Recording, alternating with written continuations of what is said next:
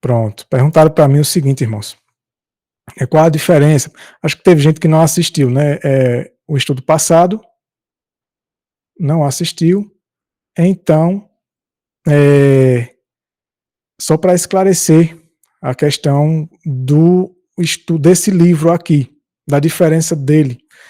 Veja, nós já vimos trabalhando nesse livro, nessa versão, desde o começo do ano, como eu havia falado no outro estudo.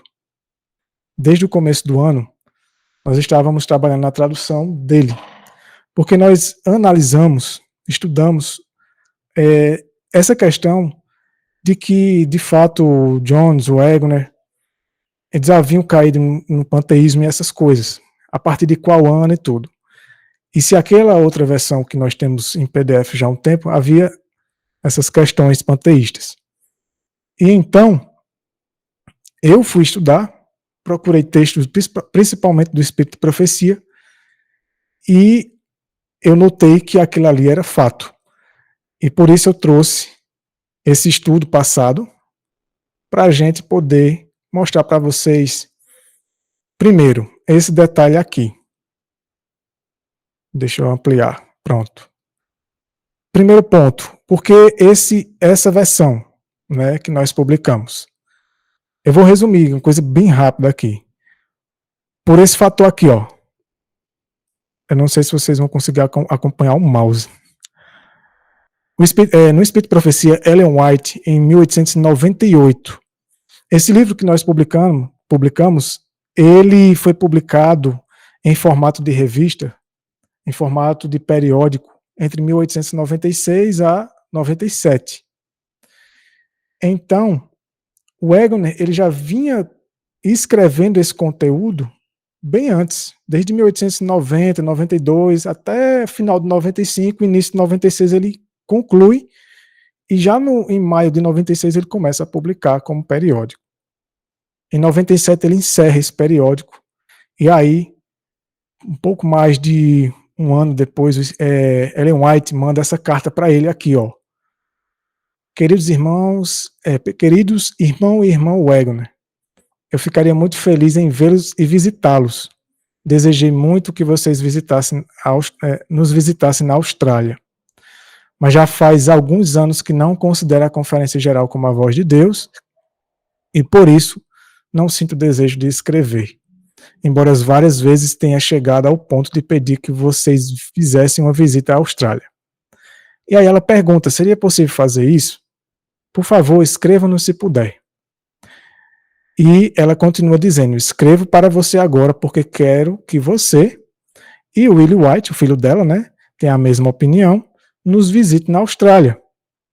E aí ela fala isso aqui, ó, consideramos Present Truth o melhor periódico publicado por nosso povo. Isso aqui ela estava falando do que ele havia publicado nos 2 anos anteriores, que é justamente o conteúdo do livro Pacto Eterno, que a gente publicou. Porque nesse período de 96 a 97, ele foi publicando semanalmente um capítulo desse que seria o livro. E era apenas ele quem escrevia e editava. Ele era o editor principal e o único da revista Verdade Presente, né? Present Truth, na época. Por isso ela faz esse comentário. E ele havia escrito para ela antes, um pouco antes, sobre finalizar esse material e publicá-lo. Então ela estava respondendo aqui, ela estava entrando em contato com ele e muito desejosa de tê-lo perto dela. Isso em 98. Veja, agosto de 98.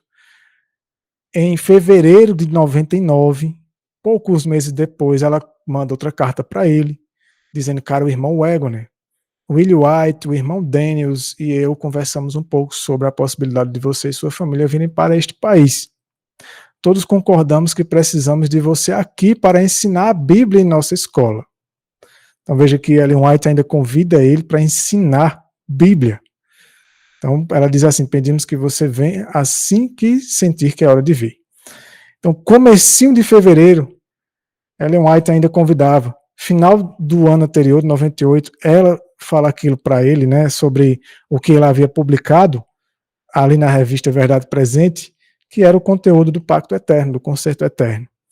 Então, por isso, sentimos confiança dessa publicação, porque para esse conteúdo, ela falou isso. Ela elogiou.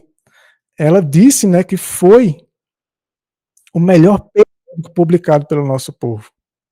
Então, inspirada por Deus, ela disse isso, e por isso nós sentimos segurança em publicar o material desse período, porque aí entendemos que na publicação de 1900, que aí ele republica, né, agora em formato de livro, lá na Inglaterra, ele consegue meios financeiros e consegue publicar, mas ele acrescenta informações. E aí esses acréscimos que ele faz foi teorias que a gente sabe que não é de acordo com a verdade, que são teorias panteístas, como essa que ele, já em 1999, depois que Ellen White havia mandado a última carta para ele, em fevereiro, né? Na conferência geral ele já traz alguma coisa estranha, né? Na verdade aqui não é o dele, é isso aqui que é dele, a conferência de fevereiro de 99, na verdade. No mesmo período, na verdade, que ela mandou a carta para ele. Mas ele não era tão assim expressamente, ele não expressava tão assim abertamente o panteísmo, mas já estava começando a introduzir coisas estranhas. Por isso que Ellen White estava convidando ele, tentando ajudá-lo a sair disso. Veja o que ele diz aqui, ó, tenho prazer em beber água, como nunca tive antes. Tenho prazer em tomar banho. Ora, eu vou direto ao trono de Deus. Um homem pode obter justiça ao tomar banho quando sabe de onde vem a água e reconhece a fonte. Então isso aqui já era panteísmo, dando ênfase de que o homem consegue obter justiça através da natureza. Quando nesse estudo desse mesmo livro, quando ele não pensava assim, ele vai mostrar que a única fonte de justiça é Cristo, através da fé e da palavra dele. Então é uma mudança de pensamento, e mais para frente Ellen White, já em 1901, diz que os pastores Wagner e Prescott estão fora do caminho, como está aqui no finalzinho desse texto. 1901. Eles já estavam pregando coisas estranhas e exageradas aqui na conferência de 1901. Aí eu só estou fazendo essa recapitulação porque estavam me perguntando. E aí me pediram para esclarecer mais isso, porque infelizmente, a partir desse período aqui, de 99, 1900 em diante, principalmente aqui a Ellen White já deixa bem claro, isso não foi do dia para a noite, você já viu ali em 99, ele já apresentando teorias panteístas, e aqui, pouquíssimos anos depois, ela já diz que ele e até o Prescott já estavam fora do caminho, como diz aqui no final. Então, irmãos, esse estudo foi para esclarecer essas coisas, porque existem pessoas que têm dúvidas ou não sabem desse detalhe. E precisam também ser esclarecidos. A gente precisa ter um posicionamento honesto, né, com relação a isso, para que as pessoas saibam por quê. Por que não publicar aquele outro já, que estava já aí fácil, de 1900 e tudo? Por causa disso, por causa dessas teorias que ele começa a introduzir já desde 99, e ali em 1900 e daí em diante, infelizmente ele já vem assim apresentando coisas panteístas. E ela já deixa claro que ele estava fora do caminho. É triste, mas é a verdade. Mas você viu que de 98 para trás, você vê ainda Ellen White ali dizendo que ele ainda era um homem usado por Deus. Se você for pegando o que ela fala dele de 98, de Jones também, para trás, aí você vai ver que Deus ainda estava usando eles e que eles ainda se mantinham firmes, ainda como arautos, né, da mensagem que Deus deu a eles. Então esse conteúdo que nós iremos apresentar, a partir de agora, ele é um conteúdo já com esse propósito de apresentar a vocês algo seguro. Então, eu elaborei esse estudo, já vinha elaborando, já vinha pensando nele, enquanto, para mim publicar esse livro, eu li ele pelo menos umas 2 vezes. E agora estou lendo pela 3ª vez para poder tá trazendo os conteúdos para cá, já estudando ele, e desde o início do ano eu já vinha lendo ele já, e comparando com o outro também, como eu fiz no final do estudo passado, eu mostrei comparando alguns textos dos dois livros paralelos, do mesmo capítulo, coisas que ele acrescentou, e só senti segurança nesse conteúdo desse livro, só nessa versão. Então, por isso que a gente preparou esse estudo, para também dar oportunidade para todo mundo ter um lado da história que seja seguro, que a gente possa estar pisando em terreno seguro, tá? E você saber o porquê de cada coisa. Às vezes as coisas são soltas no ar e não há explicação para as pessoas.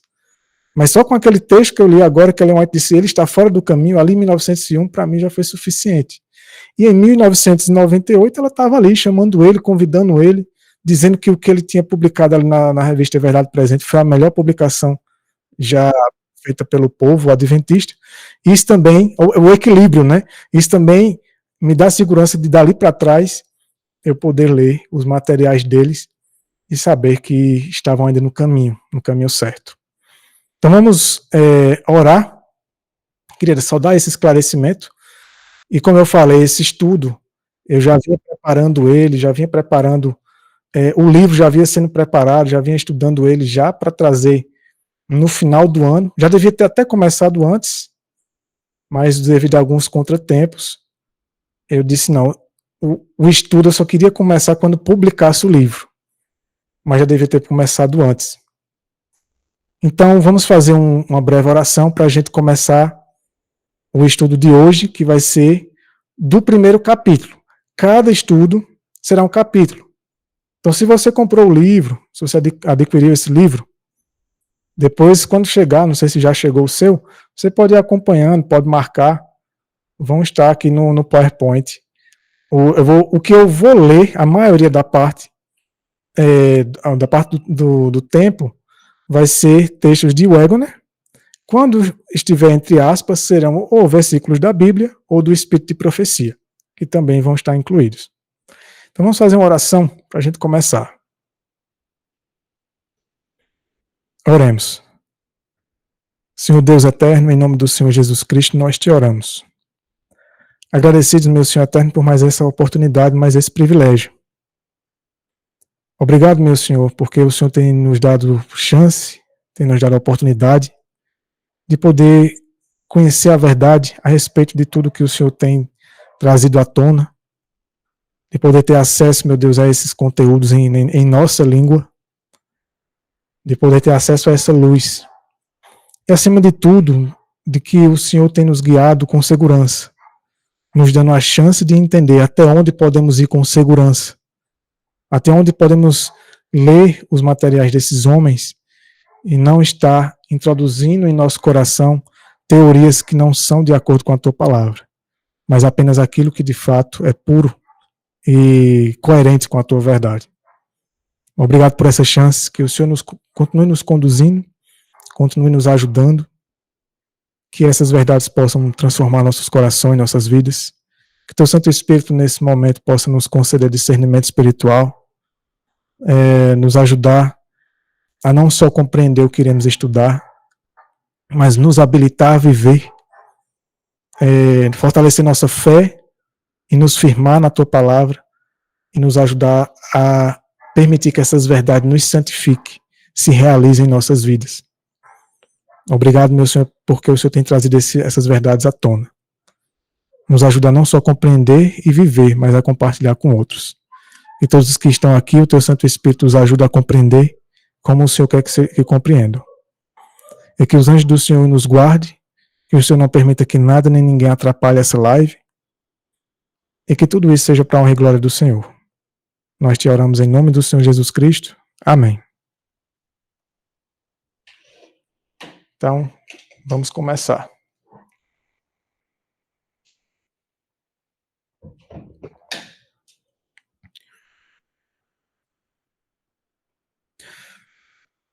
O primeiro estudo de hoje se chama A Mensagem do Evangelho. Irmãos, esse livro é o seguinte: muito do que a gente já conhece desse assunto, da justificação pela fé, da mensagem de 1888, nos primeiros capítulos desse livro, ele meio que recapitula. Só que ele faz uma recapitulação, ele faz uma espécie de revisão, de maneira assim, bem objetiva, e isso com o intuito de introduzir o assunto, de aplicar aonde que o homem vai então encontrar tudo isso, o que nos é oferecido nessa mensagem. E ele vai trazer na história do Antigo Testamento. Eu acho interessante desse livro é que, assim, boa parte do livro, acho que 95% ou mais por cento do livro, é Antigo Testamento. E mostrando que o Evangelho, de fato, havia sido pregado a eles. Mas os 4.000 anos de história que está relatado no Antigo Testamento só nos serve para nos mostrar quando a consequência do ser humano em endurecer o coração e ser incrédulo, em não viver a fé que Deus nos ensina, que Deus nos oferece. As consequências, né, o quanto de tempo que foi gasto na humanidade e que não deveria ter sido dessa forma, que não era para ter sido assim. Então, esse é um dos principais propósitos, mas o principal propósito, de fato, é nos mostrar o que eles perderam, tudo que Deus tem para o ser humano e o quanto nós somos vagarosos de receber, né? E quanto tempo mais iremos ainda esperar, iremos adiar para que Deus cumpra tudo isso que nos é proposto nessa mensagem. Então, o pacto eterno, como o próprio título diz, ele é eterno porque ele é único. Deus nunca quis que existisse mais de um pacto. Então vamos primeiro entender aqui a mensagem do Evangelho. O que o Evangelho quer nos ensinar? E iremos nos aprofundar na mensagem do Evangelho com a história do Antigo Testamento, começando por Abraão. Mas isso nos próximos estudos. Hoje nós iremos entender alguns aspectos importantes do Evangelho.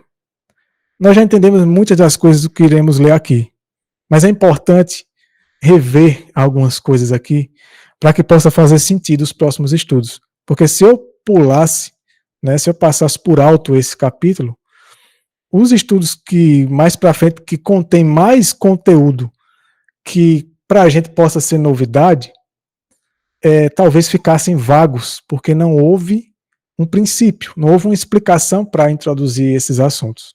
Por isso é necessário a gente literalmente começar do começo.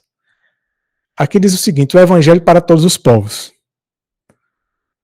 Isso aqui são trechos do livro, né, que vai estar entre aspas, né, são versículos da Bíblia e vai ter alguns do Espírito de Profecia.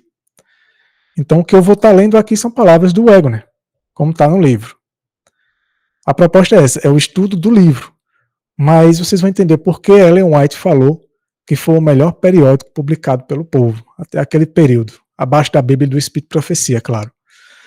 Diz o seguinte: os humildes pastores que cuidavam de seus rebanhos, à noite, nas planícies de Belém, ficaram assustados com o súbito brilho da glória do Senhor que os envolveu. Seus temores foram acalmados pela voz do anjo, que lhes disse, Lucas 2, do 10 a 11, não temais, porque eis aqui vos trago novas de grande alegria, que o será para todo o povo, que hoje vos nasceu na cidade de Davi o Salvador, que é Cristo o Senhor. Um detalhe importante, dentre tantos, né, detalhes que existem nesse versículo aqui, mas o que nós iremos dar um destaque a mais é esse destaque aqui, ó, que o será para todo o povo. Então, o Evangelho, essas boas novas, né, porque o anjo diz assim, né, eis aqui vos trago novas. A palavra grega usada aqui é a palavra evangelho, né? Por isso que tem tradução que fala eis que vos trago o evangelho de grande alegria. E que seria para todo o povo. O que ele estava querendo dizer aqui? Isso é garantia suficiente para todos, mas para enfatizar o fato de que os pobres têm os mesmos direitos no evangelho que os ricos. O primeiro anúncio do nascimento de Cristo foi feito a homens que trilharam os caminhos mais humildes da vida. Isso aqui é muito importante. Porque Deus aqui mostrou uma coisa que os fariseus, os líderes da nação judaica, que eram os professos portadores de luz, da luz de Deus, né? Aqueles que eram os dignitários, os guias religiosos, os responsáveis pela vida espiritual do povo para ensinar e guiar o povo na verdade, eles assumiram de que só eles e aquela classe, aquela hierarquia de homens é quem tinham acesso para poder transmitir, ou seja, como que só eles tivessem direito de transmitir o evangelho, a mensagem de Deus, né, para o povo. E é como se aquilo ali ficasse quase que exclusivamente para quem era de uma classe superior. E aqui Deus mostra, trazendo uma mensagem como essa para homens simples, né? Porque veja o que diz aqui, ó. Os pobres têm os mesmos direitos no evangelho que os ricos. O primeiro anúncio do nascimento de Cristo foi feito a homens que trilharam os caminhos mais humildes da vida. Não foi aos principais sacerdotes e escribas, nem aos nobres, mas foram dadas as boas novas aos pastores de gado. Claro que isso não significa que o evangelho exclui os ricos de forma alguma, mas é porque, contextualizando, os pobres do tempo de Cristo, ali do tempo de Israel, eles eram desprezados pelos próprios líderes da nação, os fariseus, né? E, consequentemente, esses mesmos homens, eles são passados por alto para dar a boa notícia para o povo do nascimento do Filho de Deus. Até porque esses mesmos homens aí, eles mesmos não iriam dar a mínima importância para isso, devido à incredulidade e porque eles não esperavam o Messias dessa maneira. Então diz aqui o seguinte: portanto, o evangelho não está fora do alcance dos que não têm instrução. Isso é importante, porque muitas vezes o indivíduo ele é desprezado porque não tem um ensino superior, porque não fez um seminário, um curso de teologia, porque tem pouco estudo, porque é pobre, às vezes não sabe falar bem, não é eloquente, não é culto.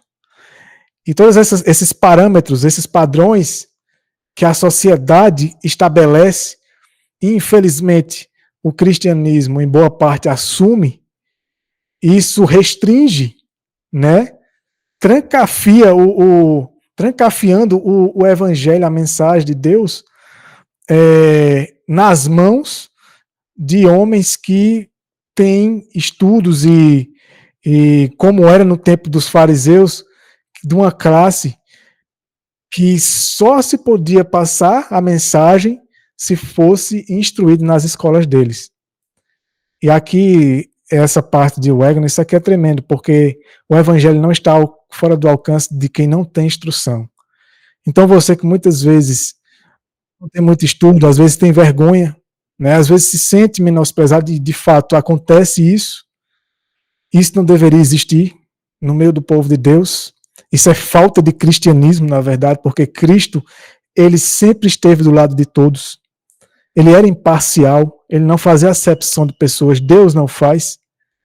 E muitos de nós exaltam e enaltecem homens a despeito de desprezar outros homens, levando uns a um nível e rebaixando outros, por causa de escolaridade, de eloquência, de condições financeiras. E aqui Deus, com essa mensagem que o evangelho seria para todos os povos, para todo o povo, né? É interessante que ali, você quando lê Lucas 2, aqui não está dizendo todos os povos, não se referia apenas a nações, mas ele estava se referindo à classe de pessoas, todo o povo, no singular. Ou seja, é uma mensagem como Cristo mesmo, que trabalhou muito com os pobres, por quê? Era porque ele preferia os pobres? Não, não era. É porque os pobres, além de serem muito desprezados, eles eram muito mais abertos para receber, mais receptíveis do que os da classe alta. E, infelizmente tem sido assim, né? Principalmente para a mensagem, para você se aprofundar na mensagem, porque é uma mensagem impopular. Então eu continuo dizendo o seguinte: o próprio Cristo nasceu e cresceu em meio à pobreza, em meio à maior pobreza. Isso é verdade, a gente às vezes esquece isso, né? Ele pregou o evangelho aos pobres. E a grande multidão do povo o ouviu com alegria. Como ele o apresentou dessa forma às pessoas comuns, que constitui a maioria no mundo, não há dúvida de que se trata de uma mensagem global em seu alcance, né? E ela não deve, e não devemos excluir a verdade daqueles que são mais carentes. A gente muitas vezes tem preconceito ou quer tornar essas pessoas mais pobres, mais humildes, escravas do homem, fazendo com que elas sejam dependentes dos homens e não tenham o direito de poder elas mesmas aprenderem e compartilharem com as pessoas. E muitas vezes fazem o povo mais simples sentir medo, não sentir confiança de transmitir a mensagem de Deus, porque acham que só as grandes autoridades, só os grandes líderes é quem podem, quem são capazes. Mas quem capacita é o Espírito Santo, quando o indivíduo é honesto e é sincero com Deus, e é humilde de coração, de se submeter a tudo e se deixar ser guiado em toda a verdade, de acordo com como Deus guiou. Por isso que é importante a gente voltar, rever o que os homens que foram usados por Deus, o que eles pregaram, como os pioneiros da igreja, que passaram por uma experiência que hoje a gente não passa, passaram por muito mais sofrimento. Esses sabiam que era dar valor à mensagem, porque sofreram muito em uma época que essas coisas eram uma luta. Mas hoje a gente vive um período de comodismo, né? Aqui diz o seguinte: o desejado de todas as nações. Embora o evangelho seja principalmente para os pobres, não é mesquinho ou ignorante. É uma mensagem que ela está acima mesmo da intelectualidade e sabedoria humana. Não é à toa que Deus diz que a sabedoria dele é loucura para os homens, mas a sabedoria dos homens é loucura para ele, para o próprio Deus. Então, o evangelho, ele é um conhecimento profundo. Ele não é uma coisa ignorante, mesquinha. Cristo se tornou pobre para nos tornar ricos. O grande apóstolo que foi escolhido para dar a mensagem aos reis e aos grandes homens da terra, Paulo, né? Na expectativa de visitar a capital do mundo, disse: não me envergonhe do evangelho, porque é o poder de Deus para a salvação de todo aquele que crê. Então, isso já é bem entendido entre nós, que o evangelho é o poder de Deus. Veja o que ele vai dizer aqui, veja que coisa tão interessante. Poder é o que todos querem, é o que todos buscam. Alguns o buscam por meio da riqueza, outros por meio da política, outros por meio da intelectualidade e outros de outras maneiras. Né? Em tudo isso aqui, em todos esses meios, muitas e muitas e muitas e muitas vezes, para se alcançar essas coisas, se utilizando dessas coisas, se envolve na corrupção, né? Na malícia e todas essas coisas que sabemos que são meios errados de se conquistar patamares e status que muitos conquistam. Mas diz o seguinte aqui, ó: mas em toda atividade empreendida pelo homem, o objetivo é o mesmo, poder de algum tipo. O ser humano, ele vive em busca de poder. Ele vive em busca de algo que está além. E como sugere o subtítulo aqui, ó, o desejado de todas as nações, existe um desejo no ser humano, né? Que, como diz aqui, ó, há uma inquietação no coração de todo homem, um desejo insatisfeito, colocado lá pelo próprio Deus. Uma ambição insana que leva alguns a desprezar seus semelhantes. A busca incessante por riquezas e a busca incessante por prazeres, nas quais muitos mergulham, são apenas esforços vãos, em vão, para satisfazer esse desejo. Deus colocou um desejo no coração do homem. Esse desejo só uma coisa pode satisfazer. Mas como Satanás desvia a mente dos homens, e como o homem já é inclinado a isso, e como isso é fácil para fazer o homem cair, para levar o homem para esse desvio, o homem passa a buscar a satisfazer esse desejo que foi implantado pelo homem ainda lá no Éden, quando o homem caiu, por Deus. E o homem tenta buscar satisfazer essa inquietação, essa coisa que falta no coração através das coisas do mundo. E isso a gente tem visto. Nós mesmos, muitas vezes, podemos estar fazendo isso. Inclusive professando o nome de Cristo. Porque, muitas vezes, nós estamos buscando de Cristo uma coisa que Ele não nos quer dar. E que, na verdade, é Satanás quem coloca na nossa mente de que nós devemos querer. Mas não faz parte do plano de Deus para nós. E muitas vezes nós ficamos insatisfeitos ou preferimos ouvir um falso evangelho que satisfaça o nosso gosto, porque não estamos aceitando a proposta ou o pacto de Deus, né? As promessas de Deus para nós, como Deus realmente estabeleceu. E nós buscamos poder, buscamos tudo isso de outras maneiras. E é interessante que muitas pessoas acreditam o seguinte: não é que Deus tenha colocado no coração humano o desejo por qualquer uma dessas coisas. Não, isso não vem de Deus. O que está lá só é pervertido pelo homem, por influência de Satanás e dos demônios. E o homem não se dá conta. E busca satisfazer essas coisas através de várias outras coisas, quando só uma coisa pode satisfazer esse desejo.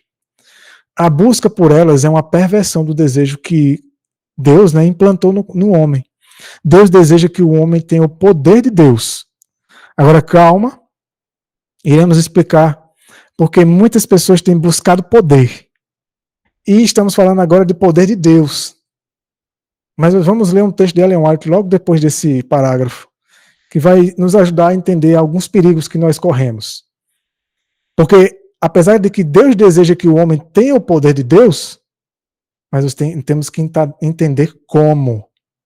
Qual é a fonte segura para se obter esse poder e de que maneira. E aqui diz, continuando o texto, mas nenhuma das coisas que o homem normalmente busca traz o poder de Deus.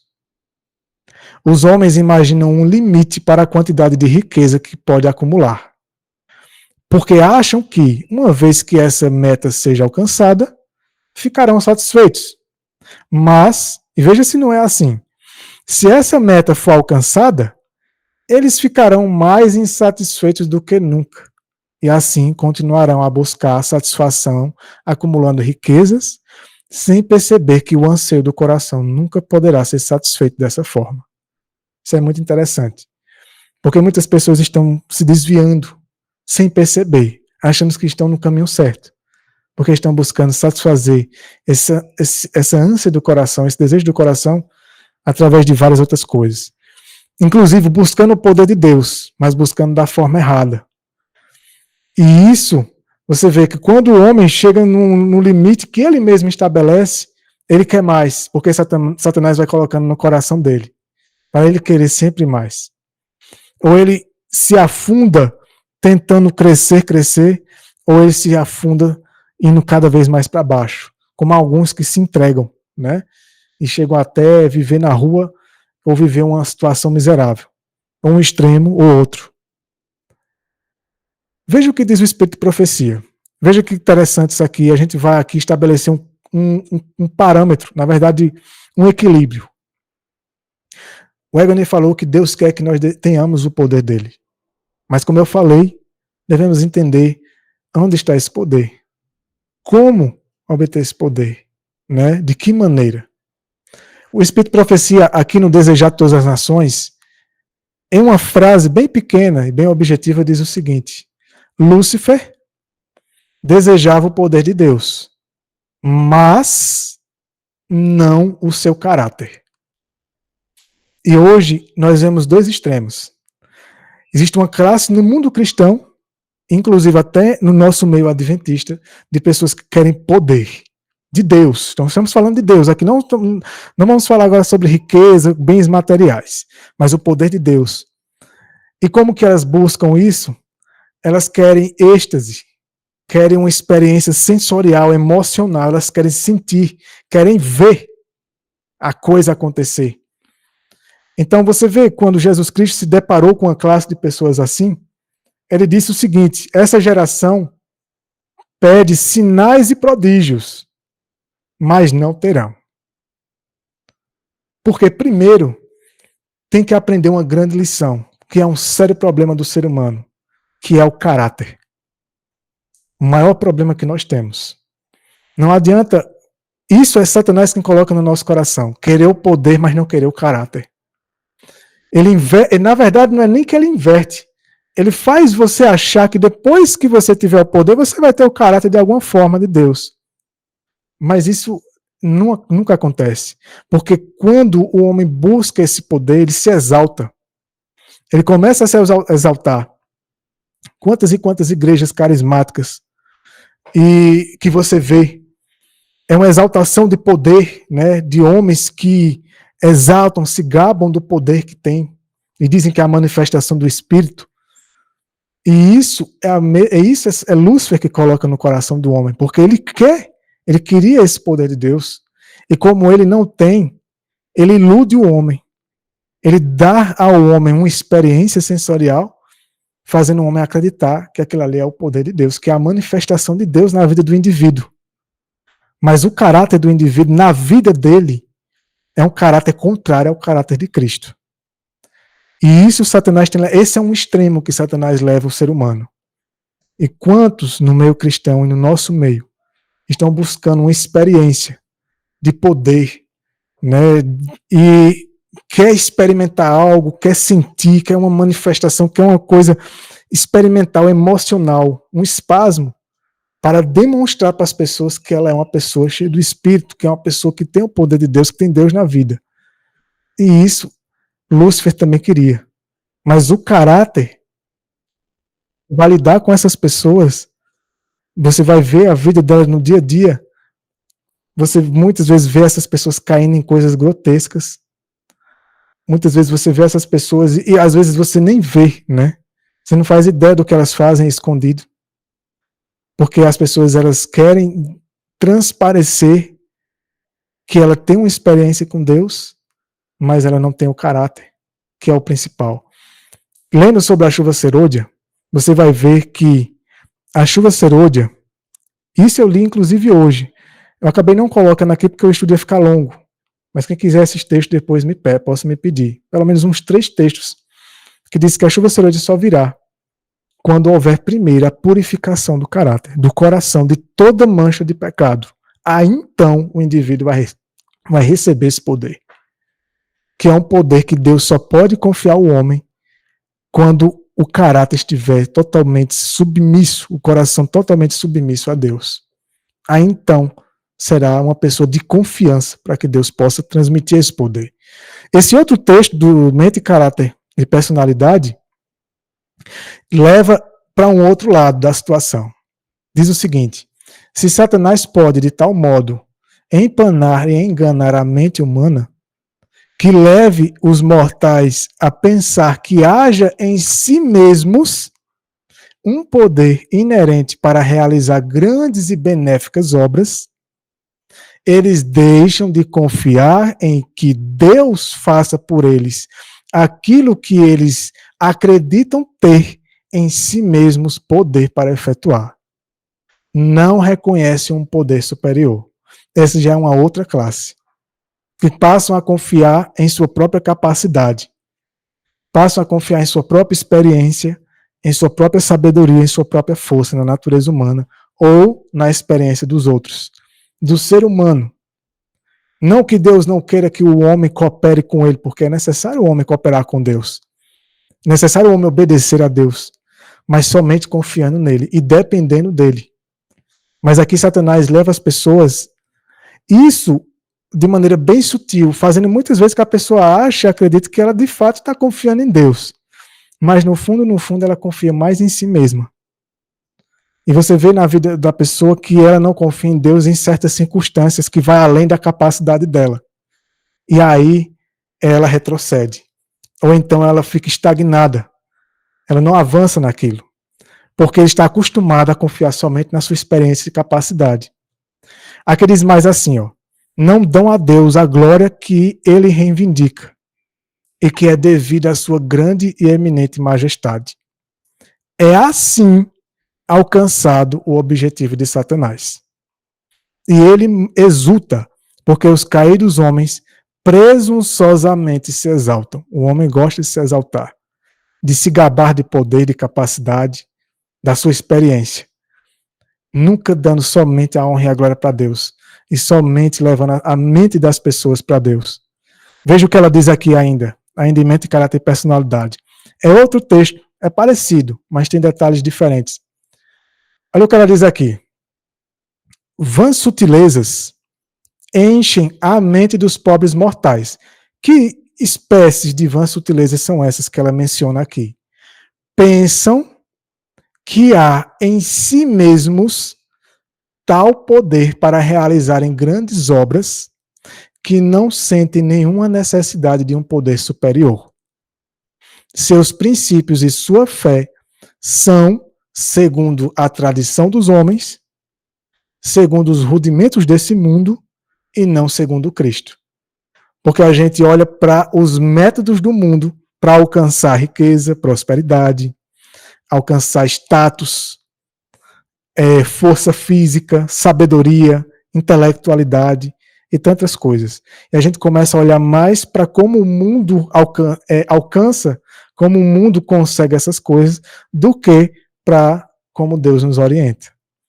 E até mesmo, muitas vezes, usando os métodos de Deus parcialmente e misturando com os métodos do mundo, ou confiando parte em Deus e parte na capacidade do homem. E aqui diz assim, ó, Jesus não lhes ensinou tal filosofia. Isso é uma filosofia do mundo. Caso alguma dessa espécie, não, coisa alguma dessa espécie se pode encontrar em seus ensinos. Ele não encaminhou a mente dos pobres mortais para si mesmos. E hoje nós vemos um evangelho muito popular encaminhando as pessoas a confiar em si mesmos. Atribuindo a Deus, dizem que é Deus, mas no fundo, a confiança, a experiência do indivíduo é baseada, fundamentada em sua própria capacidade. Ele passa a se confiar em si. E diz assim, ó, repetindo, Jesus não encaminhou a mente dos pobres mortais para si mesmos. Há um poder possuído por eles próprios. Nunca foi assim. Isso é o homem quem faz. Estava sempre a dirigir-lhes o Espírito para Deus, o Criador do universo, como fonte de sua força e sabedoria. Em Deus está a nossa força e sabedoria, não fora dele. Vamos entender mais sobre isso. Aqui voltamos para o Wegener, diz o seguinte: aquele que implantou o desejo no coração do homem, que foi Deus, é o único que pode satisfazê-lo. Deus se manifesta em Cristo, e Cristo é verdadeiramente o desejado de todas as nações. Entenderam o que significa, o que realmente, qual é o propósito desse título? O desejado de todas as nações, porque esse desejo, esse desejado, é o desejo que Deus implantou no coração do homem. Tudo está nele. Por isso, ele é o desejado de todas as nações, embora as nações não compreendam. Embora as pessoas, e muitas vezes nós mesmos, não temos compreendido. Ele é esse desejo. Nele está tudo o que nós precisamos. Em Cristo temos tudo. Embora tão poucos reconheçam que somente nele são encontrados o descanso e a satisfação perfeitos. Infelizmente, para todo mortal insatisfeito, o convite é: provai e vede que o Senhor é bom. Bem-aventurado o homem que nele confia. Temei ao Senhor, vós seus santos, porque nada falta aos que o temem. Infelizmente, esse versículo, essa passagem, é utilizado somente para prosperidade material e financeira. Mas aqui Deus está falando muito mais da espiritualidade e do caráter. Porque buscar em primeiro lugar o reino de Deus e a sua justiça, e as outras coisas ele acrescentará. As outras coisas ele vai nos dando conforme a nossa fidelidade a ele, da maneira dele, sem que a gente de fato se preocupe com elas. Não no sentido de viver uma vida relaxada, indolente, irresponsável, mas no sentido de que tudo que Deus nos dá, nós temos que sempre reconhecer que, em primeiro lugar, as lições que Deus quer nos ensinar é para moldar o nosso caráter, e não para as coisas exteriores apenas. As coisas exteriores, a nossa vida, tem que ser consequência da mudança que Ele opera em nós. Por isso que provai e vedes que o Senhor é bom. Então, provem de Deus na vida para ver o que Ele pode fazer na nossa vida. Não só no sentido material, porque Ele nunca vai deixar faltar nada. Para aqueles que, de fato, em quem Ele operar a salvação dele, não serão pessoas indolentes, irresponsáveis, mas serão pessoas trabalhadoras, pessoas responsáveis, mas a busca delas sempre será o reino de Deus e a justiça dele, em primeiro lugar. Só tomar um pouco de água, irmãos.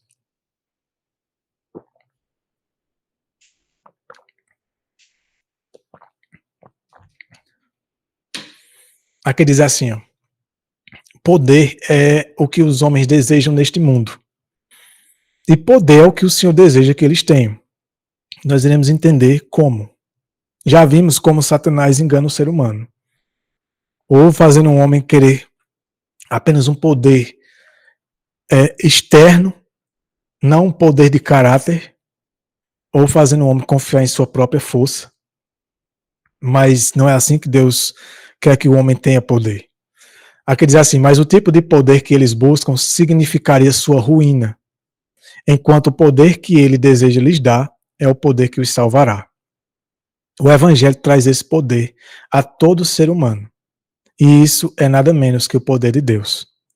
Ele é para todos os que o aceitarem. Vamos estudar brevemente a natureza desse poder, pois, uma vez que o descobrimos, temos diante de nós a plenitude do Evangelho. Então vamos lá, o poder do Evangelho. Apocalipse 14 diz assim, vi voar no meio do céu outro anjo que tinha um Evangelho eterno. A natureza do Evangelho é eterna. Então é um Evangelho que não foi originado ali no Novo Testamento. Ele é eterno. Ele só veio ser bem compreendido e bem explicado no Novo Testamento. Embora existiam aqueles que estavam compreendendo já no Antigo Testamento, nós iremos ver. Para pregar aos habitantes da terra, a toda nação, tribo, língua e povo. Ele disse em alta voz, temei a Deus e dá-lhe glória, porque é chegada a hora do seu juízo. Adorem aquele que fez o céu, a terra, o mar e as fontes das águas. A criação mostra o poder de Deus. Portanto, o poder de Deus é o poder criativo. Muitos de nós já temos compreendido esse assunto, mas vai ser bem mais aprofundado durante essa série de estudos, nesse livro, através da compreensão do Pacto Eterno. E como o Evangelho é o poder de Deus para a salvação, fica demonstrado que o Evangelho é a manifestação do poder criativo para salvar o homem do pecado. Isso é interessante, porque o mesmo poder que criou o ser humano é o mesmo poder que recria, porque redenção é recriar o homem. Por isso que Paulo, e nós vamos ver isso daqui a pouco também, ele fala que aquele que está em Cristo é uma nova criatura, né? Fomos criados em Cristo Jesus para as boas obras. Então, é uma nova criação. E é o mesmo poder, porque ele remete a nossa mente, através principalmente do sábado, através da mensagem, das 3 mensagens angélicas, da primeira mais propriamente dita, como Criador. Porque o mesmo poder que criou tudo, só para que o homem tenha noção do poder que está disponível para poder salvá-lo do pecado, para poder transformá-lo, você ter noção da dimensão, da natureza, da qualidade do poder, que é aquele mesmo poder que criou tudo. Por isso que o salmista Davi, ali no Salmo 51, disse: cria em mim, ó Deus, um coração puro. Porque ele sabia o poder criativo de Deus, né? Então, 1 Coríntios, Paulo diz o seguinte, capítulo 1, nós pregamos Cristo crucificado, que para os judeus é pedra de tropeço e para os gentios é loucura. Mas para os que são chamados, tanto judeus como gregos, Cristo é o poder e a sabedoria de Deus. Não que Cristo seja um poder, uma energia, não. Mas em Cristo, a sabedoria que o ser humano precisa. É o mesmo que a Bíblia diz assim, que Deus é amor. Então Deus não é uma coisa imaterial, um sentimento, não. Porque Deus, o amor, ele se resume em Deus. Mas Deus é uma pessoa, é um ser pessoal. É nesse mesmo sentido que diz que Cristo é o poder e a sabedoria de Deus. Se você continuar lendo os versículos, não vai estar aqui, vai dizer que ele também é a santificação, a justificação e a redenção do homem. Tudo isso está nele. Por quê? Porque para que possamos ter o poder de Deus, temos que ter Cristo. Não podemos ter o poder de Deus fora de Cristo. O poder que é dado ao homem, que muitas vezes opera coisas, como você vê por aí, em muitas igrejas, milagres e prodígios e essas coisas, sonhos e visões, em pessoas que não têm o caráter de Cristo, aquilo é Satanás quem opera. Então, somente o poder de Cristo, estando nele e ele no homem, e o homem nele, é que então é um poder seguro. Porque primeiro o homem tem que se submeter o seu caráter a Cristo, para que Cristo então opere a vontade no homem, a vontade dele. E essa vontade dele é o poder dele, no homem. E o que quer que o homem venha a realizar, ele nunca vai realizar para se gabar, para se exaltar ou para aparecer, para mostrar para as pessoas que ele é alguma coisa, mas somente para exaltar Cristo e para encaminhar as pessoas a Cristo e confiar somente em Cristo e não no ser humano. Então, tudo o que o ser humano precisa está em Cristo. Aqui diz assim, a pregação de Cristo e de Cristo crucificado é a pregação do poder de Deus. Portanto, é a pregação do Evangelho, pois o Evangelho é o poder de Deus. E isso está em perfeita harmonia com a conclusão de que a pregação do Evangelho consiste em apresentar Deus como Criador, uma vez que o poder de Deus é um poder criativo. E Cristo é aquele por quem todas as coisas foram criadas. Ninguém pode pregar Cristo a menos que o apresente como Criador. Todos devem honrar o Filho como honram o Pai. Qualquer pregação que desvie a atenção do fato de que Cristo é o Criador de todas as coisas não é a pregação do Evangelho. É tanto que diz aqui, ó, criação e redenção. João capítulo 1. No princípio era a palavra, e a palavra estava com Deus, e a palavra era Deus. Preste atenção nessa parte que está em destaque. Por meio dele, todas as coisas foram feitas, e sem ele, nada do que foi feito se fez. Então, aplique isso para todas as coisas que precisam ser refeitas, recriadas. Todas as coisas que precisam ser recriadas serão por ele, né? Por meio dele e através dele e para ele, como nós iremos ver em alguns versículos mais à frente. Da mesma forma como foi, tem que ser novamente. Então, o caráter que o homem precisa, aquilo que é a coisa mais complicada para o ser humano, que é o maior desafio do homem, que é um caráter totalmente transformado. Você olha, você vê por aí homens com grandes manifestações de poder, você vê homens com grandes experiências, não só questão de poder espiritual, de manifestações espirituais, mas pessoas sábias, de muito dinheiro, de muitas conquistas, muita prosperidade, mas não tem o caráter de Cristo. Pessoas que você vê que com pouco elas se transformam. Quantos de nós não se irritamos facilmente? Não caímos no egoísmo, não desprezamos, não pisamos, passamos por cima de outros, não falamos mal dos outros, fofocamos dos outros, caluniamos as pessoas, não muitas vezes pensamos o mal, temos pensamentos obscenos, maliciosos e todas essas coisas, mas as pessoas se focam nessas coisas exteriores, enquanto esses defeitos, esses problemas vão sendo deixados para lá, passado por alto, mas continuam lá. E você vê que na vida de Cristo não havia essas coisas. Até que Cristo veio começar a fazer uma obra em que manifestasse aquelas curas e milagres. Quantos anos ele não passou numa vida em que quase ninguém o conhecia? Quase ninguém sabia da pessoa de Cristo. E era uma vida que já tinha uma representação, um testemunho de um caráter inocente, sem culpa, um caráter puro e santo. E a gente lê ali no Desejar de Todas as Nações como ele lidava com pessoas que o maltratavam, com pessoas que se aproveitavam dele, que falavam alto com ele, que tratavam ele mal, pessoas pobres, como ele lidava com elas, do mesmo jeito que lidava com a pessoa rica. E quantos de nós não exaltam pessoas ricas e desprezam pessoas pobres? Às vezes, numa situação em que tem um ajuntamento de pessoas, a gente dá mais atenção para uma pessoa que tem mais status e muitas vezes não dá quase nenhuma atenção para uma pessoa pobre. Então, todas essas coisas a gente vai deixando passar, mas a gente quer o poder de Deus. É o mesmo que Lúcifer. Ele quer essas coisas, mas não quer o caráter. E esse é o foco dessa mensagem. É tirar os olhos de uma coisa e colocar na outra. Tirar os olhos de nossas próprias ambições e colocar os nossos olhos naquilo que Deus quer operar em nós.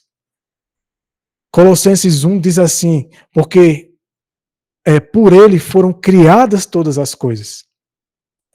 Então, quando você olha para a vida de Cristo, você pensa, é impossível ter esse caráter. Mas por que a Bíblia chama tanta atenção? Por que os pregadores dessa mensagem de 88 chamam tanta atenção para Cristo como Criador? Porque o que ele viveu, ele pode criar no nosso coração. Todos aqueles atributos. E isso se nós renunciarmos os nossos. Se nós de fato reconhecermos a nossa situação e não nos conformarmos e permitirmos que ele opere, que ele crie em nós um coração puro. Porque por ele foram criadas todas as coisas, as que estão nos céus e na terra, as visíveis e invisíveis. Veja, é importante esses detalhes. É bom você ler os versículos da Bíblia refletindo em cada coisa. As visíveis, que são as obras exteriores, e as invisíveis, que são as obras interiores, aquelas que nós não fazemos ideia como podem ser mudadas. Até essas coisas ele também pode criar. Sejam tronos, sejam dominações, sejam governantes, sejam autoridades. Claro que aqui se refere primariamente a tudo que existe no universo, mas somente para nos trazer a ideia de que o que nós precisamos, ele também pode criar. Porque esse é o poder dele, e ele tem esse poder. Todas as coisas foram criadas por ele, por Cristo, e para ele. Tudo é criado somente para a honra e glória de Cristo. E não para a honra e glória do homem. Não para voltar seus olhos para o homem. Para idolatrar homens, exaltar homens, mas somente a Cristo. E para viver como João Batista, que ele cresça e que eu diminua. E que nenhum ser humano ofusque o nosso interesse por Cristo. E diz assim, e ele é antes de todas as coisas. E nele, olha, nele, todas as coisas subsistem. Ele não só cria, como ele mantém. A manutenção de um coração puro de pensamentos e sentimentos de um caráter santo, que só Ele pode fazer em nós, é também dependente dele. Porque nele todas as coisas subsistem. Seja lá o que você fizer de bom, é através dele e por meio dele. Por isso que a nossa vida, ela tem que ser escondida em Cristo. É onde o homem some e somente Cristo aparece. E essa é a nossa luta. Essa tem sido a nossa luta, de querer essa experiência. E porque nós temos nos focado mais no resultado final, na manifestação de algo que prove que a gente tem Deus na nossa vida, a gente está colocando a carroça na frente dos bois. Ao invés de nos focarmos primeiro nas pequeninas coisas, nas raposinhas que destroem as vinhas. Beber só mais um pouco de água. Aqui está bem calor, irmãos.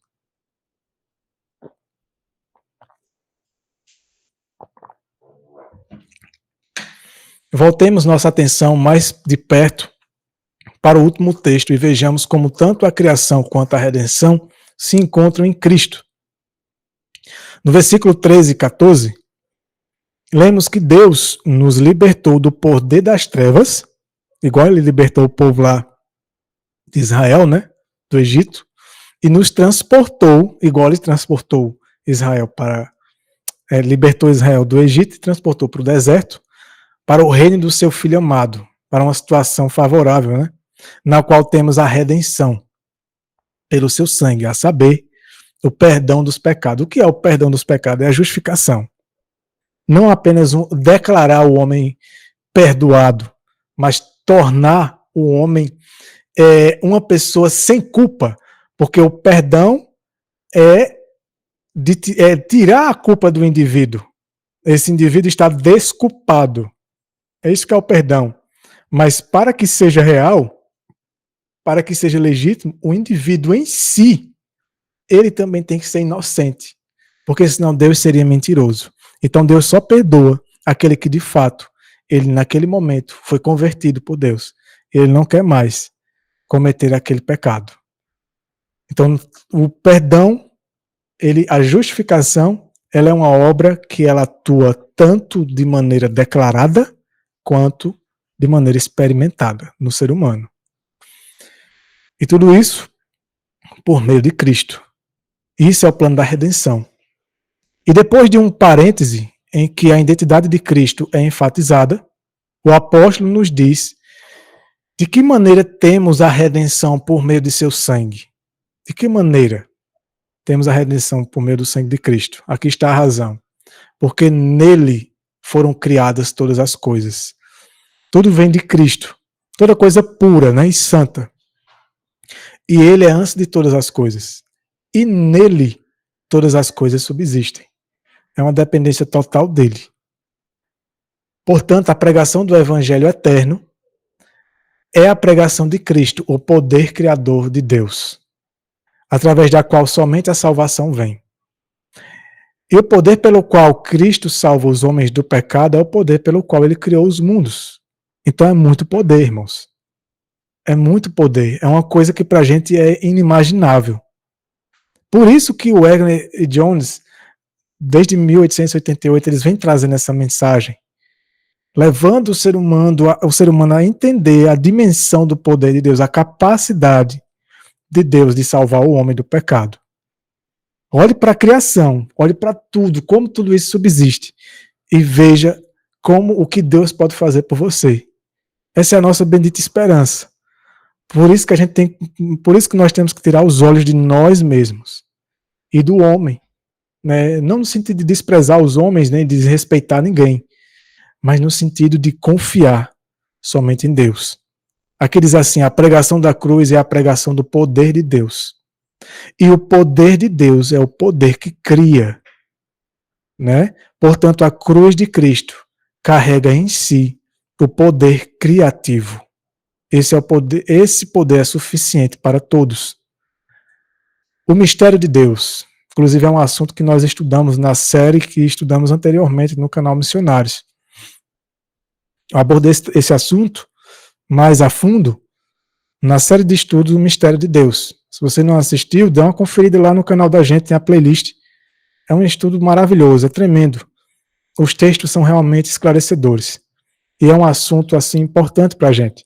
Aqui diz assim, para alguns pode ser um novo conceito o fato de que a criação e a redenção representam o mesmo poder. Por quê? Porque o mesmo poder que criou o ser humano e fez ele funcionar como ele funcionou antes do pecado, é o mesmo poder que cria de novo o caráter que o ser humano perdeu. E é o mesmo poder que vai recriar a terra, vai refazer a terra. A redenção, ela é o mesmo poder, não é a mesma obra, né? No sentido de que é como se fosse criado algo que não existe, mas é recriar algo que deixou de existir, que já existiu. É interessante isso. Por isso que não é nomeado de criação novamente, mas de redenção. É uma recuperação daquilo que se perdeu, mas da maneira como se criou, né? Ou seja, aquilo que era puro, perfeito, Deus vai criando novamente. Mas para que o homem possa ter a herança que foi perdida novamente, primeiro, o homem precisa ter um coração puro. É a primeira coisa. Porque foi a primeira coisa a trazer a desgraça para o mundo. Para todos, é e deve ser sempre um mistério. E de fato é um mistério. Por quê? Porque nós não sabemos como isso acontece.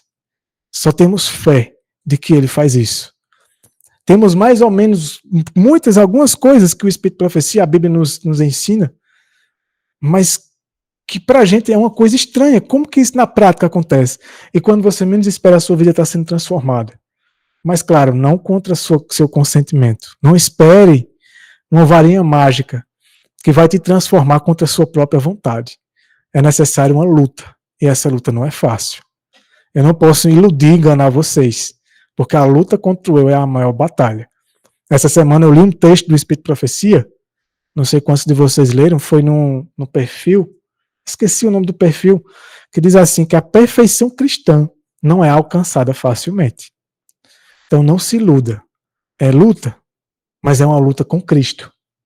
É uma luta com Cristo. É uma luta contra o eu, mas é com Ele. E aí a coisa muda, porque você já não depende mais de si mesmo, mas dos seus esforços e de nenhum ser humano, que muitas vezes vira as costas para você. Mas você depende daquele que nunca vai te abandonar. Aqui diz assim, o próprio evangelho é um mistério. O apóstolo Paulo pediu as orações dos irmãos para que a palavra lhe fosse dada, para tornar conhecido com ousadia o mistério do evangelho. Então o evangelho é um mistério. Nós estudamos sobre esse mistério no estudo anterior. Em outro lugar, ele afirmou que havia sido nomeado ministro do Evangelho, de acordo com o dom da graça de Deus que lhe foi concedido pela ação eficaz do poder divino, para que pudesse pregar entre os gentios o Evangelho das insondáveis riquezas de Cristo. Olha, insondáveis riquezas de Cristo, e tornar manifesto a todos os homens qual é o desígnio do mistério, ou seja, o propósito do mistério, oculto desde os séculos em Deus, criador de todas as coisas. Veja que o envolvimento, a associação de Deus como criador com o mistério que é o evangelho. E aqui diz assim, vemos aqui mais uma vez o mistério do evangelho como sendo o mistério da criação. Porque é um mistério. Lembra de Nicodemos? Como pode o homem nascer de novo? É um mistério. Isso é Deus quem opera no homem. Tornar o homem uma nova criatura, fazer o homem recomeçar. É operado pela palavra dele. Esse mistério foi dado a conhecer ao apóstolo por meio de revelação. Em sua epístola aos Gálatas, vemos como isso aconteceu. Aí Paulo fala aqui, né? Faço-vos saber, irmãos, que o evangelho por mim anunciado não é de invenção humana, porque não o recebi nem aprendi de homem algum, mas por revelação de Jesus Cristo. E ele nos dá ainda mais informações em suas palavras, ainda em Gálatas. Quando aprove a Deus, que me separou desde o ventre de minha mãe e me chamou por sua graça, revelar seu filho em mim, olha que detalhe importante, para que eu o pregasse entre os gentios. Como foi a revelação do evangelho a Paulo? Foi Cristo nele, operando nele, Porque o evangelho é o próprio Jesus Cristo. É o caráter dele.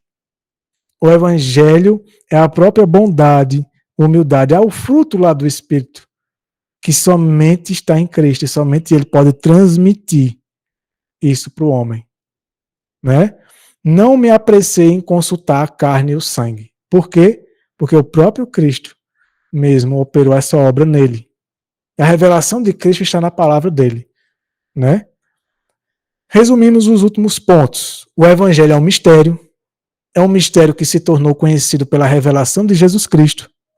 Esse mistério foi revelado a Paulo pela revelação de Jesus Cristo nele. Não é uma coisa exterior, é uma experiência no coração do homem. Mas que experiência foi essa? Paulo era o quê? Um homem bruto, um homem covarde, que viu um inocente sendo apedrejado, Estevão, né? Estamos falando dele, e consentiu com aquilo ali, perseguiu, matou cristão, prendeu gente inocente, gente que não fazia mal a ninguém. Um homem orgulhoso, um homem prepotente, exaltado, egoísta. E o que foi que ele foi? O que foi o mistério, a revelação de Cristo nele? A transformação do coração. Um novo homem. Esse sim é o verdadeiro milagre.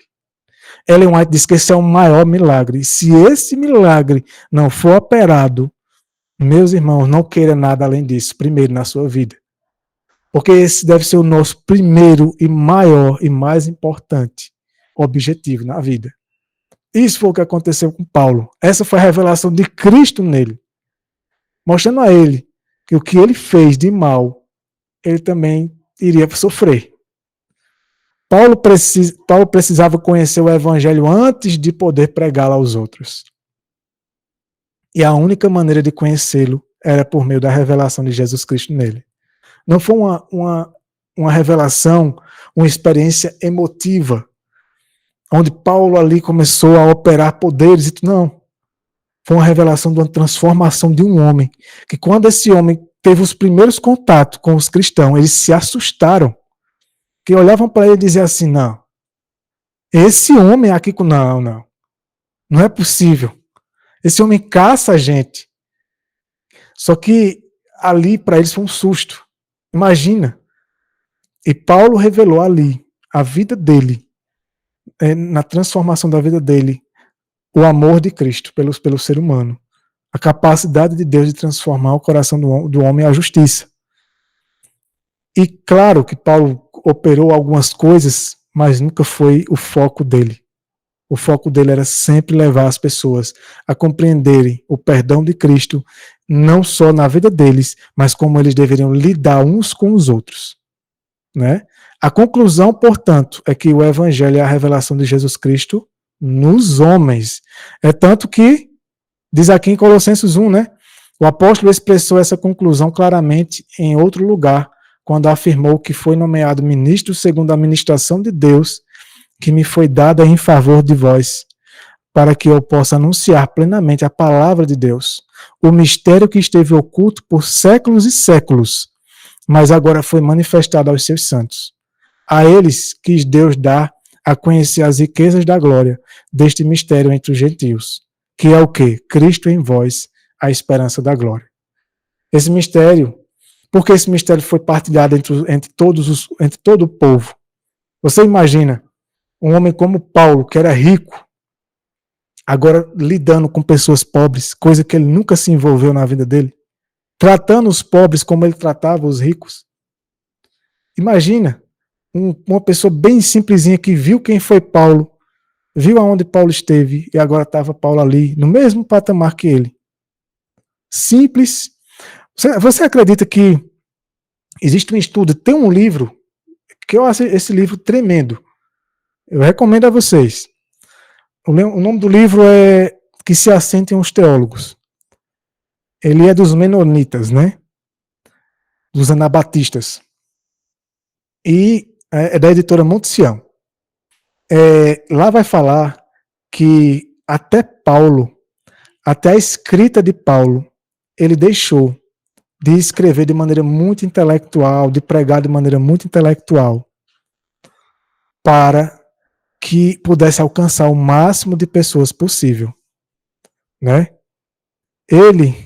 Obrigado. Esse aqui é o livro que eu estou falando para vocês, ó. Que se assentem os teólogos. Não sei se vocês vão conseguir ver. Esse livro, meus irmãos, é muito, muito bom. Muito bom. Ele vai falar muito de como eram os cristãos e como os teólogos da época, os teólogos que falam que eram os maiorais, né? Que vêm depois a se tornar os padres e por aí vai. A diferença entre eles e os cristãos na vida prática, a ênfase que é dada. Então, ele mostra nesse livro aqui estudos históricos, de escritos históricos, é muito interessante, cartas de homens romanos da época, zombando das epístolas dos apóstolos, porque as epístolas, a escrita deles era uma escrita muito simples, não era culta. Por quê? Porque era para alcançar o máximo de pessoas possível. Veja que mentalidade. Só pode vir de Deus. Você se importar, você se preocupar de que o máximo de pessoas, da mais simples até a mais culta, pudesse compreender o que você queria ensinar para elas. Né? Isso é incrível, irmãos. Isso dá a uma pessoa que ela é simples, que ela é pobre, uma esperança para ela. Mostra para ela o valor que ela tem para Deus. Como Deus não faz acepção de pessoas. E Paulo viveu isso. E mostrou isso na vida dele. E isso só Deus pode operar na vida do ser humano. A nossa tendência é de querer ser um melhor que o outro. Né? E isso é um mistério. Isso é a revelação de Cristo no homem. Porque ele viveu isso. Ele era rico, o rei do universo. Era não, sempre foi, sempre será. Mas no sentido de quando ele esteve como homem, ele viveu como o homem mais simples, da classe mais simples, para poder alcançar todos. Ele não falava com gírias, não falava palavras erradas. Veja o equilíbrio. Né? Era uma linguagem limpa, uma linguagem pura, mas uma linguagem acessível. E não só a linguagem em si, mas a maneira de tratar. Em tratar o indivíduo que ele era muito pobre de um jeito e tratar do mesmo jeito o rico e do mesmo jeito que o tratou rico tratar o pobre. Isso não é normal para o ser humano. Né? Você imagina você fazer as coisas sem interesse nenhum. Porque a maioria do ser humano, das pessoas hoje, inclusive do meio cristão, só faz as coisas por interesse, querendo algo em troca. Você imagina uma pessoa como Paulo, que tinha muita coisa, como Moisés, e de repente está ali no meio do povo, simples, né? Que um dia ele já pisou, já humilhou, e agora está ali lidando com eles, ombro a ombro, sem interesse nenhum. Não querendo que eles fossem escravos dele, não querendo que eles fossem seguidores dele no sentido de se submeter a ele, de pisar neles e se aproveitar deles. Porque no nosso meio hoje, quantos de nós não se aproveitam de pessoas pobres, não exploram pessoas pobres? E isso não é cristão. E isso deve ser o nosso foco. Isso não é apresentado porque isso não é agradável, porque a maioria das pessoas gostam de explorar pessoas e de se aproveitar do ser humano. E de rebaixar o ser humano que tem menos condição ou menos educação, ou seja lá o que for. E se aproveitar do ser humano. E Deus veio para mostrar isso para o mundo. De que o ser humano, os filhos deles seriam todos iguais. Seriam como irmãos. Vamos fazer um breve resumo do que aprendemos até agora. Aí a gente vai para o fim. O evangelho é o poder de Deus para a salvação. A salvação de quê? Mateus 1, 21. Salvação do pecado. O seu pecado, o meu pecado pessoal. Primeiramente. Né? A salvação vem somente pelo poder de Deus. Não pelo mero esforço do homem. O homem tem a sua cooperação, sim. O homem não é inativo, indolente nessa obra, mas confiando somente em Deus. E onde há o poder de Deus, há salvação. Cristo é o poder de Deus. Não podemos receber o poder separado de Cristo. Precisamos de Cristo, porque para que o caráter dele primeiro seja implantado, reproduzido no homem, então esse poder possa se manifestar na vida do homem de maneira segura, onde o homem não vai se exaltar e se utilizar desse poder para se gabar e chamar a atenção para si, mas somente para Cristo. 3. O poder de Deus é o poder que cria todas as coisas. Portanto, a pregação de Cristo e Cristo crucificado como o poder de Deus é a pregação do poder criativo de Deus colocado em ação para a salvação do homem. O mistério do Evangelho é Deus manifestado na carne humana. É um mistério, como que Deus pode operar isso no homem? Só Ele sabe. A gente tem que acreditar, confiar e permitir e buscar essa experiência de transformação na vida. Cristo na terra é Deus conosco. Assim, Cristo habitando no coração dos homens pela fé é a plenitude de Deus neles. Isso não de maneira panteísta, mas é pela fé. É a mente, a influência dele, da palavra dele atuando no coração do homem. É o equivalente a ter Cristo no homem. E isso significa a força criadora de Deus em ação no homem por meio de Jesus Cristo. Para a sua salvação. Se alguém está em Cristo, é o quê? Uma nova criatura. Tem tradução que diz assim, uma nova criação. Porque a palavra grega que Paulo usou ali, criatura, ela também significa criação. Então, somente em Cristo o indivíduo é criado de novo. Efésios 2, somos feitura sua, criados em Cristo Jesus para as boas obras. Entende a questão da redenção e criação? Que a redenção é a nova criação do homem, criado em Cristo. Para quê? Para as boas obras. Somente quando somos criados novamente, um coração puro é criado em nós, é que então virão as boas obras. A obediência da fé. Todas as bênçãos nos são dadas em Cristo. Tudo está nele. Aquele que nem mesmo o seu próprio filho poupou, antes o entregou por todos nós, como nos não dará também com ele, olha só, com ele, não separado dele, busque Cristo para tudo na sua vida, com ele gratuitamente todas as coisas que o ser humano precisa está em Cristo, para que possamos aprender como fazer o devido uso de cada coisa, porque sem Cristo, irmãos, a gente faz muita besteira. Se Deus nos desse, inclusive Deus dá os dons aos homens e os homens estragam, fazem um mau uso dessas coisas. Por quê? Porque não tem Cristo no coração. Agora, quando Cristo opera no homem, aquilo que Deus dá ao homem, o próprio Cristo guia o homem para fazer o devido uso.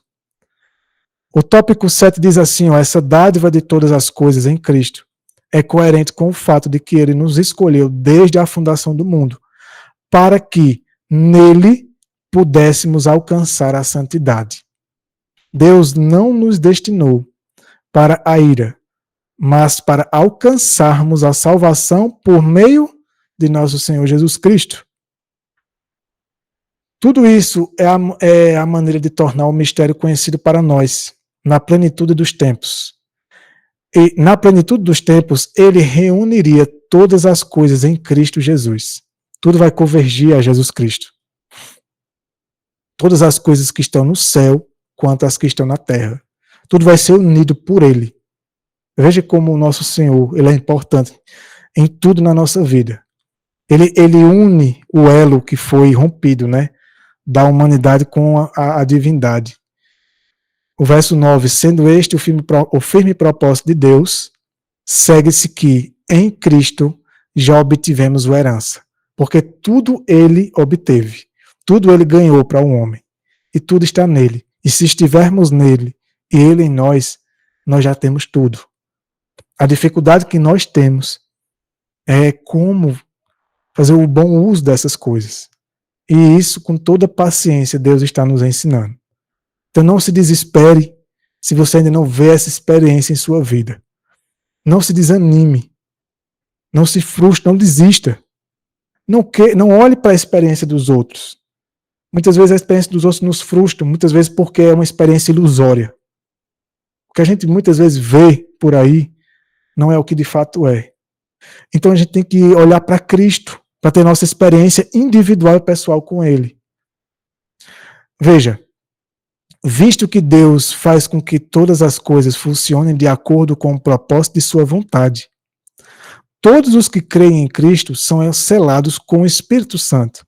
O Espírito Santo, ele é chamado o Espírito Santo da promessa, porque ele é a garantia da herança prometida. É nele, através do Espírito Santo, que ele nos leva. ele faz essa ponte a Jesus Cristo por meio da fé, por meio da palavra, sem excluir nenhuma dessas coisas. E Cristo nos faz uma ponte com o Pai. Um leva para o outro. Né? A Bíblia, a fé leva a Bíblia, porque a fé sem a Bíblia não existe. E sem fé, aquilo que não é da fé é pecado. E a Bíblia, ela é guiada pelo próprio Espírito. E o Espírito nos guia a Jesus Cristo, porque ele veio para glorificar Jesus Cristo, para nos atrair a Cristo novamente. Então é uma obra de que ele nos sela, porque ele é quem opera em nós aquilo que Cristo quer que o homem viva. E o selo dele é como uma marca do Inmetro, um exemplo bem assim grosseiro, né, para se dizer. O Inmetro, ele só coloca aquele selo dele digamos, numa geladeira. Quando aquela geladeira passou por toda uma triagem, por toda um processo para saber se ela está dentro dos padrões para receber aquele selo. Não é quando o selo do Inmetro é colocado na geladeira que ela se torna boa, mas ela só recebe o selo se ela já for boa. Então a obra do Espírito Santo, ele só sela o ser humano quando ele mesmo vê que somente a vontade dele reina no coração do homem. E a vontade do homem é totalmente submissa à vontade dele. Aí então, ele sela o homem.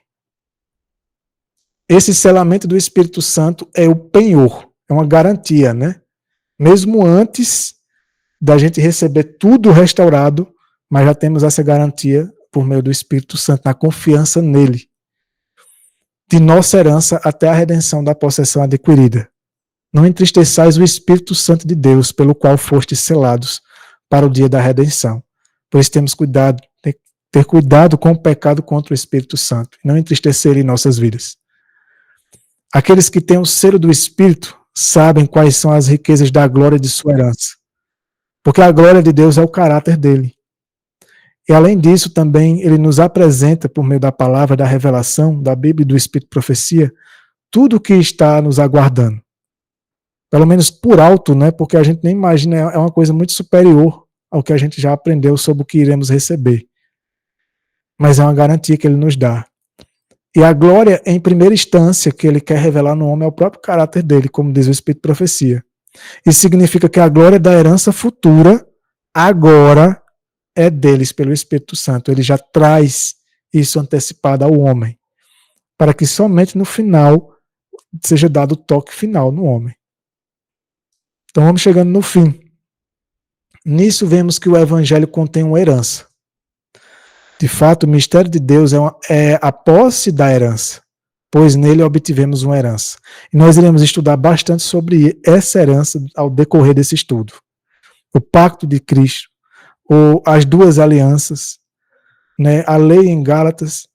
Iremos estudar sobre a herança, a restauração desse mundo e também o principal, a restauração do homem, a imagem de Deus, né?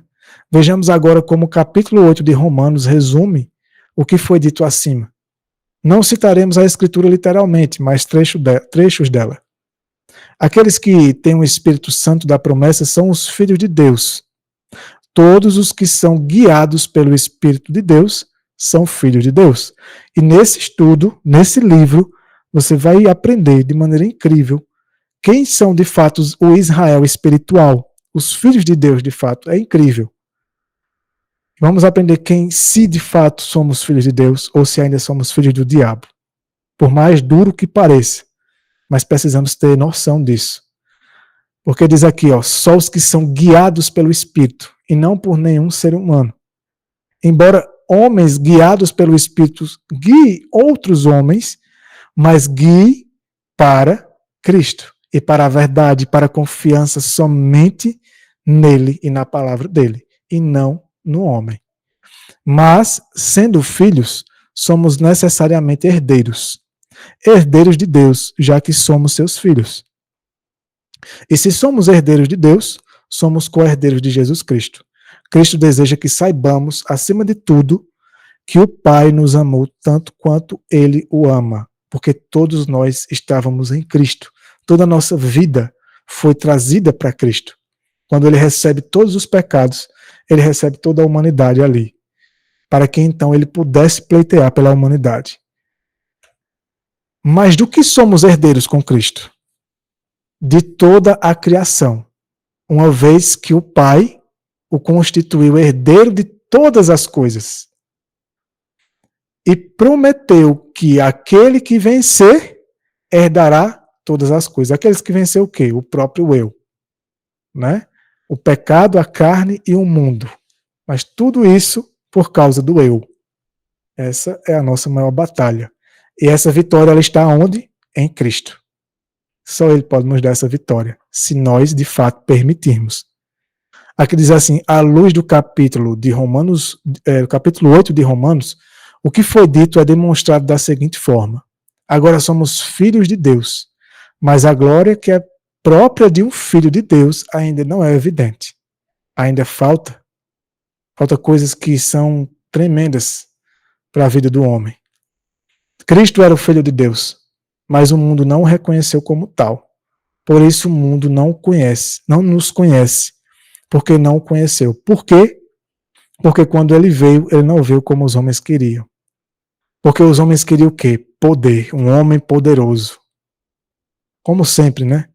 O ser humano se ilude muito com isso.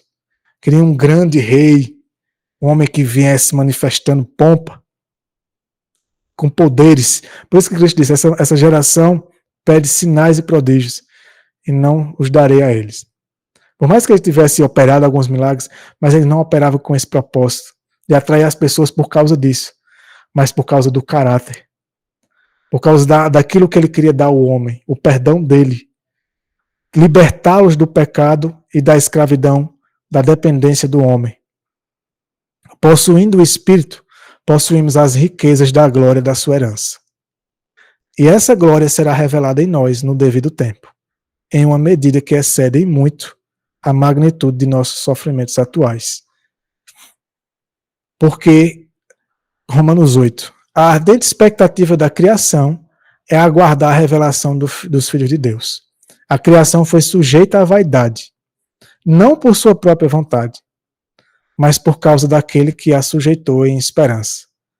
Portanto, a própria criação também será libertada da escravidão da corrupção para a gloriosa liberdade dos filhos de Deus.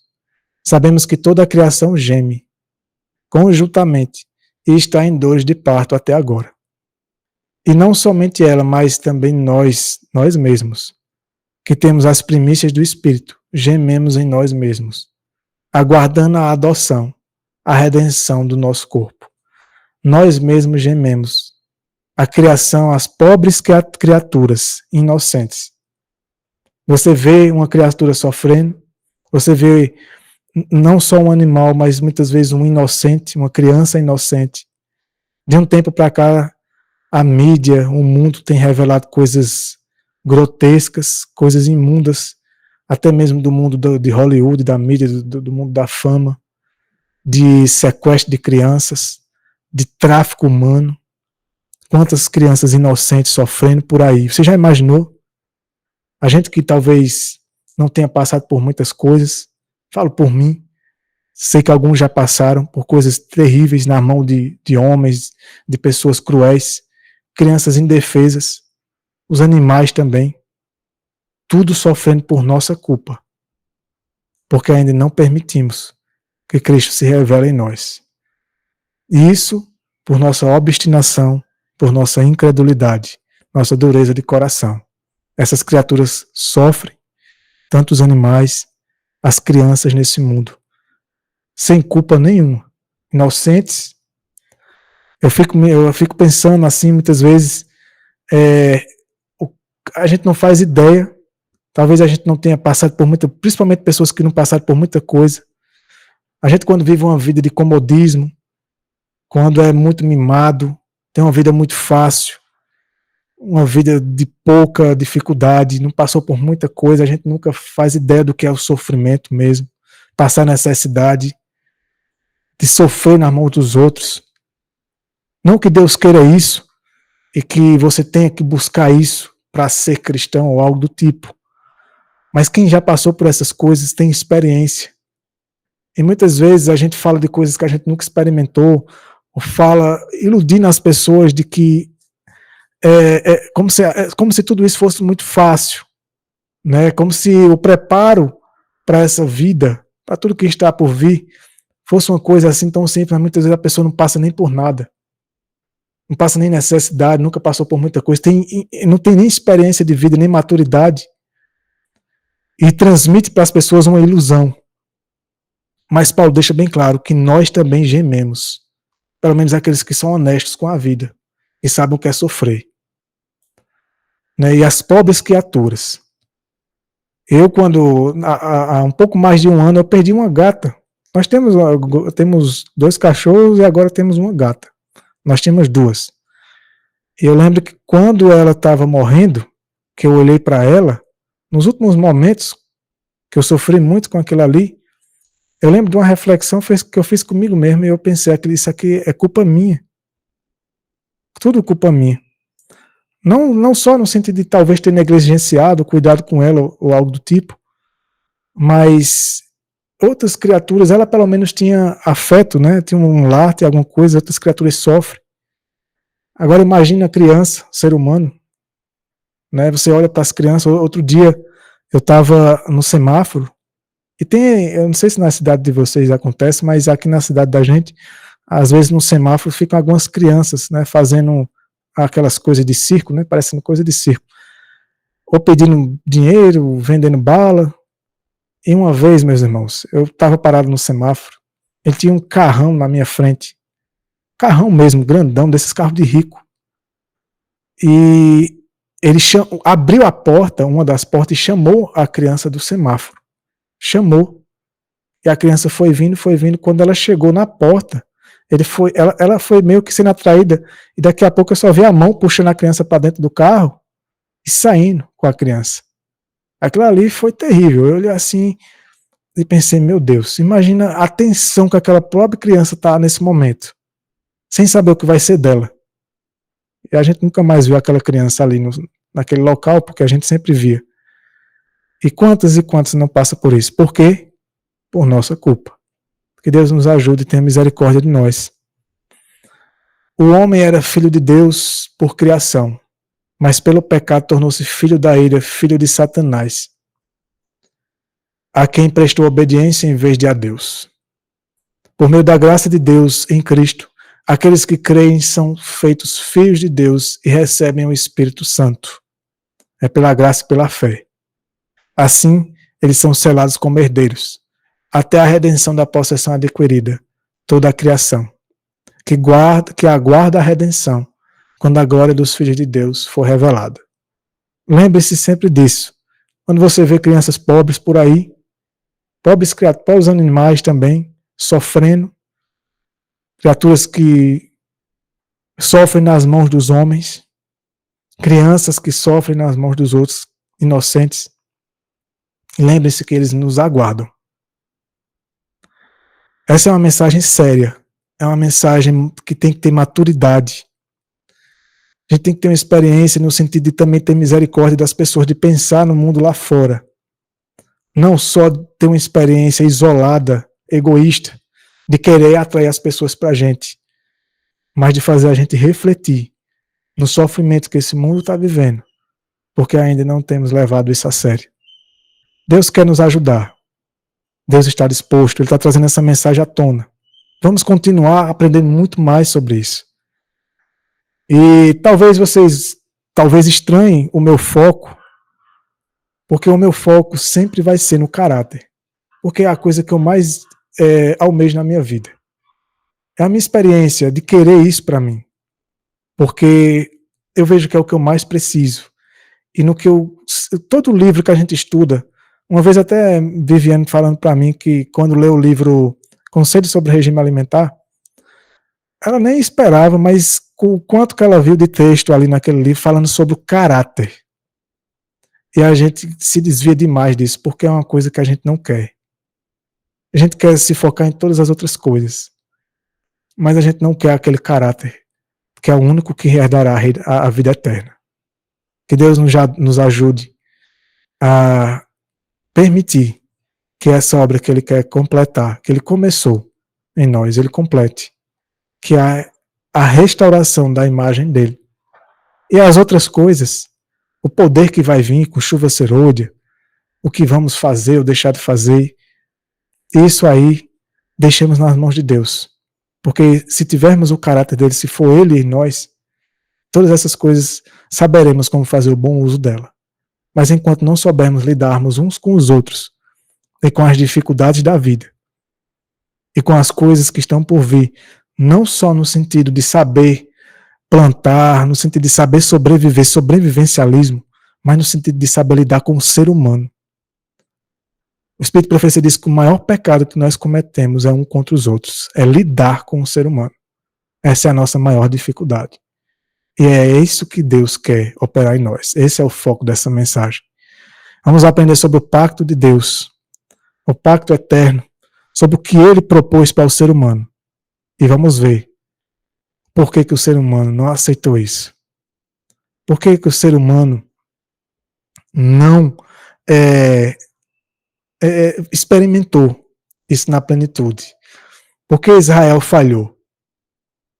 O que faltou para eles? Né? Como que chegou tão próximo? Irmãos, vocês vão ver coisas incríveis nessa série de estudo. Que tudo poderia ter acabado ali em Canaã. E vocês vão ver como que o ser humano é terrível como nós, né?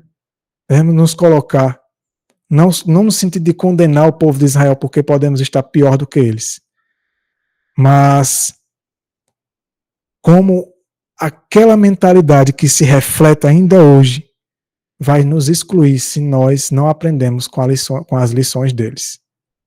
Então que Deus os abençoe. A gente encerra por aqui o estudo de hoje. Nós encerramos por aqui.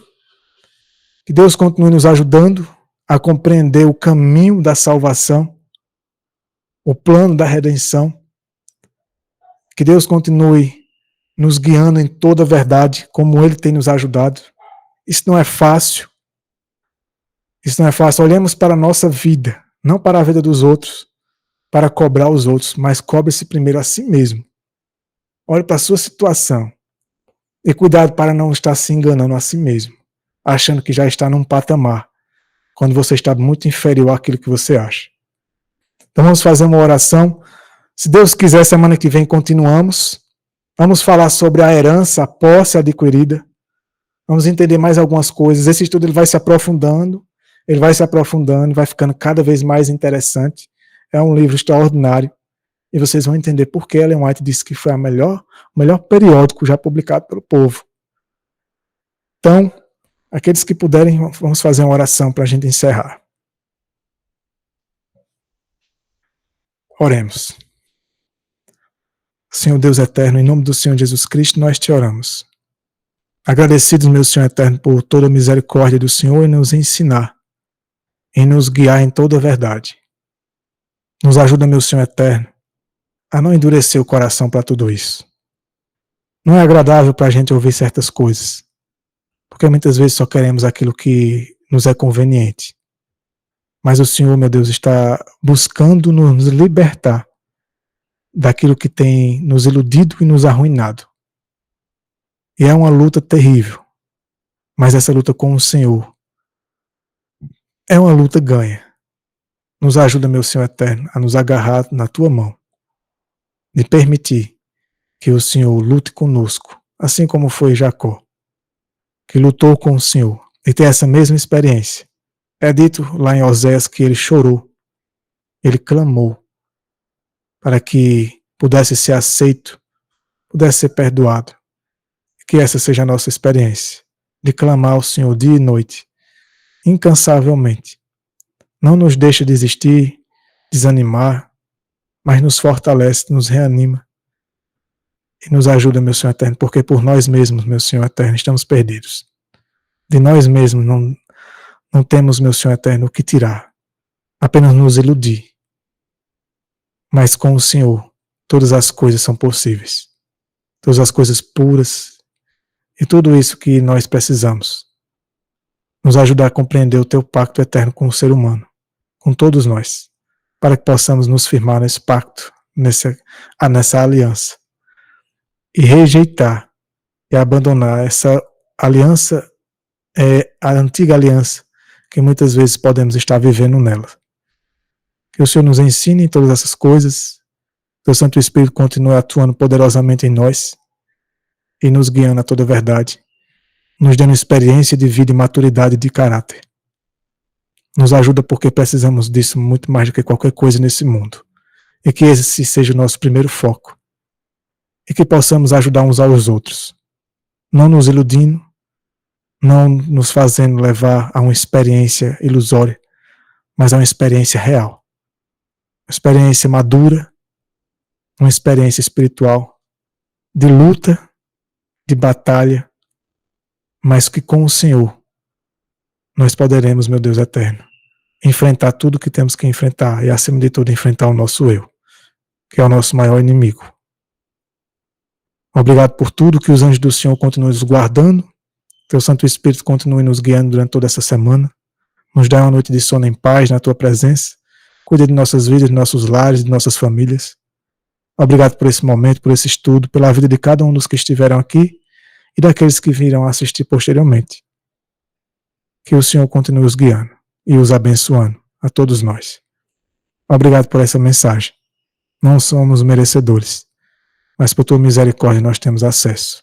Que possamos dar valor a essas coisas. Que tudo isso seja para a honra e glória do Senhor. Nós oramos em nome do Senhor Jesus Cristo. Amém.